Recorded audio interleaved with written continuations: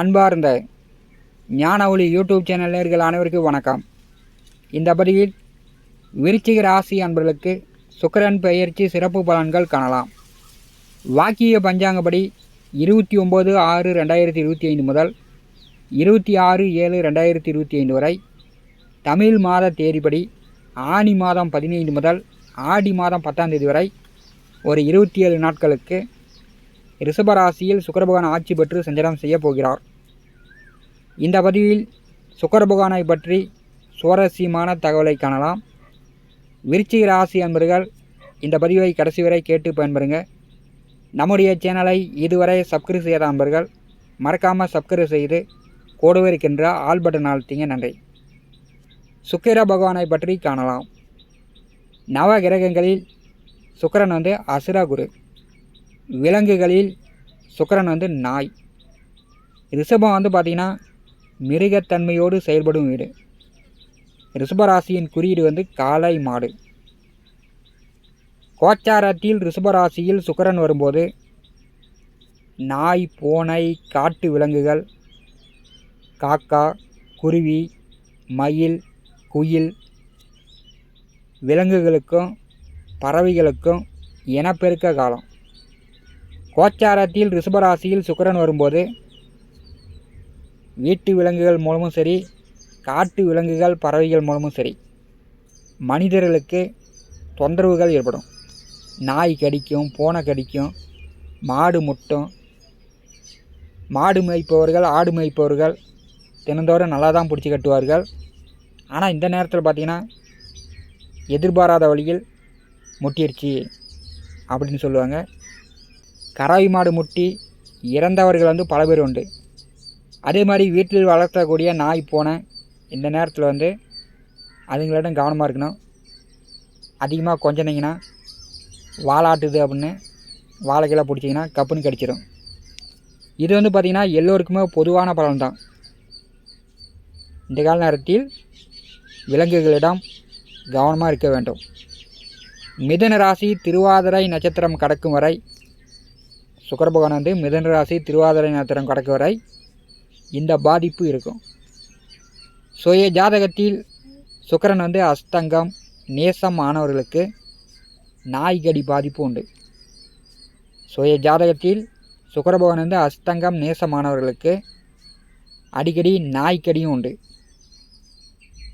இனி வரக்கூடிய நாட்களில் பேப்பர் நியூஸில் தினந்தோறும் அங்கே நாய் கடிச்சு, இங்கே நாய் கடிச்சு, மாடு முட்டிச்சு, காட்டு விலங்குகளால் பறவைகளால் மனிதர்களுக்கு தொல்லை தொந்தரவுகள் வந்துச்சுன்னு பேப்பரில் நியூஸ் வரும். இப்போ இந்த காலகட்டத்தில் பார்த்திங்கன்னா தெருவில் கூட்டமாக நாய் போச்சுன்னா அது பாட்டு விட்டுருங்க. கல் எடுத்து அடிப்பது, துரத்துறது இதெல்லாம் தவிர்க்க வேண்டும்.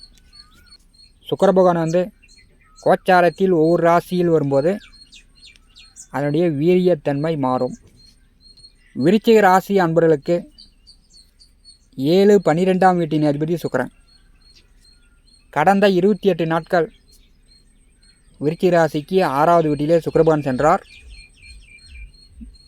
நல்லா பழகி கொண்டிருந்த நண்பர் மூலமே ஒரு சிலருக்கு பகை விரோதம் வந்திருக்கும்.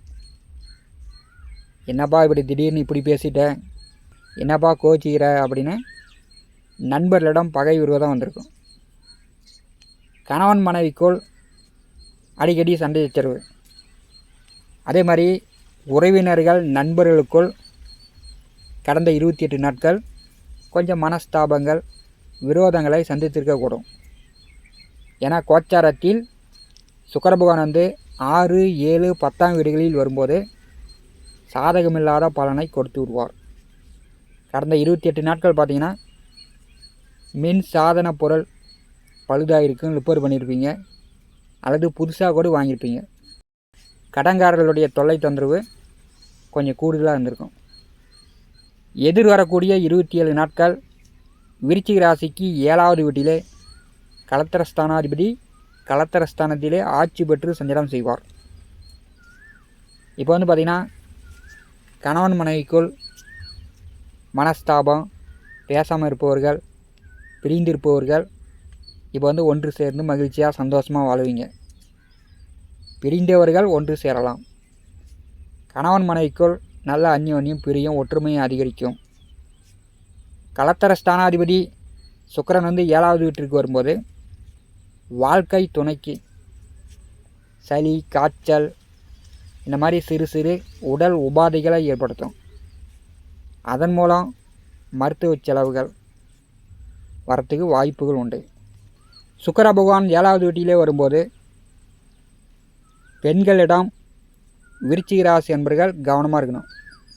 பெண்கள் அப்படின்னா வேலை பார்க்கக்கூடிய இடத்தில், தொழில் செய்யக்கூடிய இடத்தில், பொது இடத்தில், அது மட்டும் இல்லை குடும்பத்தில் இருக்கக்கூடிய அம்மா பாட்டி மனைவி மகள் அக்கா தங்கை இப்படி வந்து பெண்களிடம் அடுத்த 27 நாட்கள் விருச்சிக ராசி என்பர்கள் கவனமாக இருக்கணும். பெண்கள் வந்து எதிர்பாராத விதமாக உங்களை வந்து அசிங்க அவமானப்படுத்தக்கூடிய நிலை கூட ஏற்படுத்தி விடும்.